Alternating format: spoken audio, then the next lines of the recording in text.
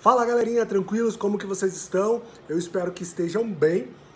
Vamos lá para mais uma aula de Educação Física, conteúdo futsal da unidade 7.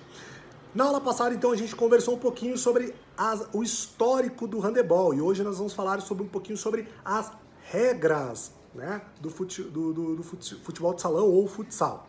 Então, atualmente, o futsal é praticado por 5 jogadores, né, que jogam na linha e que podem utilizar todas as partes do corpo para tocar na bola, com exceção de braços e mão. O goleiro é o único que pode tocar na bola com qualquer parte do corpo, né? Mãos e braços, desde que ele esteja dentro da área. Fora da área, ele se torna um jogador de linha normal e não pode pegar a bola com a mão.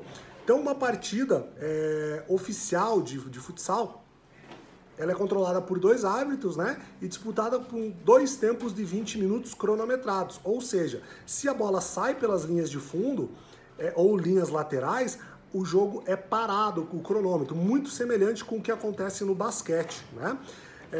E na partida oficial, então, ela tem um intervalo de 15 minutos entre o primeiro e o segundo tempo. A quadra pode medir, então, de 38 a 42 metros de comprimento e de 20 a 25 metros de largura. Então, durante o jogo, quando a bola ultrapassa uma das linhas laterais ou a linha de meta, a linha de fundo, podem ser feitas as reposições da seguinte maneira. Então, a gente tem um arremesso de meta, que é realizado com as mãos pelo goleiro, né? O tiro lateral e o tiro de canto, que são realizados com os pés por qualquer jogador, né? E as faltas, elas podem ser cobradas de 3 formas. Primeiro, a gente tem o tiro livre direto, que em caso de faltas consideradas imprudentes ou com com uso excessivo de força, né? Então são cobrados os tiros livres diretos, que são aqueles tiros que você pode chutar direto para o gol, ou uma opção tua de tocar, então fica a critério da equipe, né? Mas você tem a possibilidade de chutar direto para o gol. A partir da 6ª falta cometida pela equipe, será cobrada a falta de meio tiro livre direto, ou seja, são 6 faltas, ou melhor, a partir da 6ª falta, a equipe adversária pode fazer essa cobrança de falta. E o tiro do penal, que é quando uma falta é cometida dentro do espaço da área, né, da equipe, então é o tiro penal. E a gente tem o tiro livre indireto, que são faltas não tão graves, né, que são faltas praticadas pelo goleiro, demais infrações cometidas pelos jogadores dentro da quadra, como impedir o avanço do adversário, né, agarrando e essas coisas, ou praticar ações que vão contra o fair play. O que seria esse tiro livre indireto? É quando obrigatoriamente você tem que tocar a bola para um colega, né, antes de efetuar o arremate a gol. Diferente do tiro direto. O tiro direto eu posso chutar para o gol, mas se eu quiser eu posso tocar. Já no tiro livre indireto, obrigatoriamente eu tenho que tocar a bola antes de efetuar o arremate a gol, certo? E um dos fundamentos do futsal que a gente pode conversar é a prática que acontece em qualquer esporte, né? Primeiro, a condução de bola, aonde um dos fundamentos mais técnicos e importantes do futsal, né? Ela pode ser definida como ação de levar a bola, né, em diferentes espaços da quadra, controlando-a, mantendo ela em posse e a seu domínio, né, para realizar tal tarefa, como o objetivo de chegar ao gol. Ou seja, vou conduzir a bola, manter a bola em minha posse, então eu vou conduzir em diversas direções ou em direção ao gol com a bola. Então a condução de bola ela pode ser classificada quanto a trajetória e quanto a execução. A trajetória pode ser retilínea, ou seja, reta, ou sinuosa, né? Se movimentar em diversas direções. A execução pode ser feita com a bola, com a parte interna do pé, né? Ou seja, a parte de dentro do pé, ou a parte externa do pé, então a parte de fora do pé. Entre as estratégias para execução de condução de bola está o drible, que é a ação que o jogador utiliza para ultrapassar, né, o seu adversário sem perder a bola. Ou seja, o ato dele usar a finta para passar por um adversário sem perder a bola e mantendo o controle. E uma dessas características é o passe e o domínio de bola. O passe é a forma de condução entre os jogadores de uma equipe, né? Por meio dele, o jogador passa a bola para o seu companheiro da sua equipe. E a execução correta do passe é fundamental para que a equipe tenha sucesso no seu objetivo, que é chegar ao gol adversário. Os passes eles podem ser classificados das seguintes formas. Passe, distâncias. Primeiro com distâncias curtas, médias e longas. A trajetória, que seria um passe rasteiro, passe a meia altura, o passe parabólica, o que seria a parabólica? Quando a bola sai do chão, ela faz o movimento de subir e a caída. E o passe por alto, né? Quando é executado pela cabeça, etc. E como é feito, né, esse passe? Então a execução, ela pode ser realizada com a parte interna do pé. O que seria a parte interna do pé? Aqui está o pé, a parte de dentro do pé, a parte externa do pé, ela pode ser feita com o bico e ela pode ser feita com a sola. Essas são as execuções do passe. Também existem outras possibilidades de passe, que são passes de cabeça, ombro, peito, coxa, calcanhar, o passe cavado, entre outras variações existentes.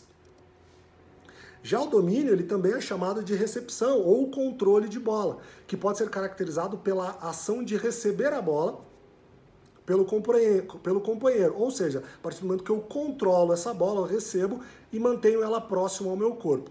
Um bom domínio da bola garante boas chances de você seguir o teu objetivo, que é fazer o gol, né? E conduzir a bola, passar, driblar, entre outros. Os tipos de domínios que dependem muito do tipo de trajetória que a bola é percorrida. Ou seja, a gente pode classificar o passe rasteiro. Quando a gente recebe o passe rasteiro, ele geralmente executa com os pés, né? Então, com a parte solada do pé, com a parte de fora ou até mesmo com a parte de dentro dos pés.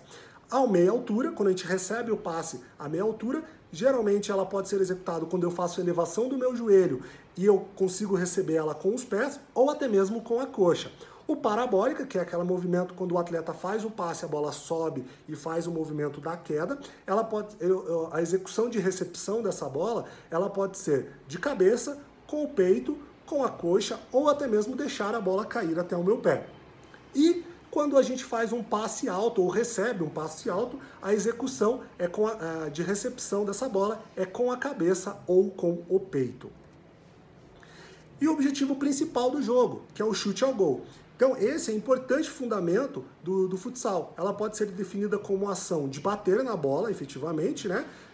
Com o objetivo de enviá-la em direção ao gol. No que se refere à execução, há grande semelhança entre chute e passe. O que os diferencia principalmente são a força e a intenção. No passe a gente pode dar, como eu falei por dentro, eu posso dar o passe de bico, de calcanhar, na parte interna ou externa do pé. No chute, ele se caracteriza com essas funções também, podem ser realizados. Porém, é apenas qual é o objetivo? Eu não vou dar o passe, sim arremessar ao gol ou chutar ao gol. Então a gente emprega um pouquinho mais de força nesse movimento que nós estamos fazendo.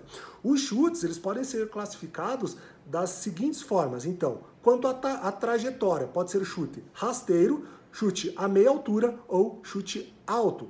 E quanto à execução desse movimento? Ele pode ser com a parte interna do pé, ou seja, como eu falei, com a parte de dentro do nosso pé, com a parte externa do pé, com o bico do pé, ou com a parte dorsal do pé, o peito do pé, que eu posso executar o movimento de pé, ou com a perna deitada, né, que a gente faz o movimento de batida na bola. E esses são os movimentos, né, as características, os fundamentos básicos do futsal. O futsal também, muito semelhante com o futebol, vem tendo uma grande crescente no mundo feminino. Para vocês terem uma ideia, o futsal feminino ele já é notável, principalmente no Brasil. Por exemplo, para vocês terem uma ideia, no Brasil existem várias competições, como a Copa Brasil, a Taça Brasil e a Supercopa, que além do surgimento das ligas estaduais de futsal, que fortalecem muito o futsal feminino. O crescimento do esporte, aliado à ampliação das equipes e os torneios, eles favorecem a formação e o aumento da qualidade técnica dessas atletas. A seleção brasileira, para vocês terem uma ideia, a seleção brasileira de futsal feminino conquistou muitos títulos nas competições sul-americanas e mundiais. As jogadoras brasileiras que atuam em equipes dos Estados Unidos, na Europa e na Ásia, assim como muitas atletas têm o seu talento reconhecido internacionalmente. Assim como no futebol de campo, então, a maior visibilidade, infelizmente, é dada apenas para o futebol masculino. Mas para mudar essa situação é preciso ter um maior investimento e uma maior divulgação. Para vocês terem uma ideia, nós temos inúmeras atletas no futebol feminino e no futsal feminino que são muito reconhecidos, como eu falei, fora do Brasil. Infelizmente, ainda dentro do nosso país, nós não temos um reconhecimento tão grande, não só do futebol, mas como de outras modalidades e até mesmo da mulher como dentro das práticas esportivas. Mas isso vem mudando bastante ao longo dos últimos anos. Para vocês terem uma ideia, o ano passado, então, foi a primeira vez que uma televisão aberta, brasileira, claro, uma televisão aberta brasileira transmitiu um mundial, que foi que a Rede Globo, ano passado, transmitiu o Campeonato Mundial de Futebol, onde se destacou aí algumas características, né, da atleta Marta, que foi inúmeras vezes considerada a melhor do mundo, muito mais vezes do que muitos atletas masculinos, até mesmo mais vezes que Cristiano Ronaldo, Messi, entre outros. Então, aonde a atleta Marta aproveitou para se posicionar relacionada a isso. Uma característica que aconteceu foi o fato dela utilizar chuteiras pretas nas provas. Para quem lembra, ela utilizou batom e etc., vermelhos durante a partida, para ela se posicionar que a mulher tem direito a fazer o que quer, a hora que quer e no local que quiser, e ter o mesmo respeito que o homem. Relacionado às chuteiras pretas que ela utilizava, foi uma forma de protesto ao patrocinador, que na época quis dar o mesmo valor, ou melhor, não quis dar o mesmo valor, né, para ela, como ela dava para os atletas do futebol masculino. Ou seja, o valor em espécie, efetivamente, a patrocinadora quis oferecer um valor abaixo, efetivamente. Então, ela optou em não ter uma patrocinadora fixa de chuteiras e optou em chutar pela chuteira preta mesmo, sem patrocínio, como uma forma de protesto. Por que os homens merecem ter um valor exorbitante relacionado a patrocínio e as mulheres não podem ter o mesmo patrocínio em relação a valores? Isso é uma discussão que a gente tem na sociedade de hoje em dia, né?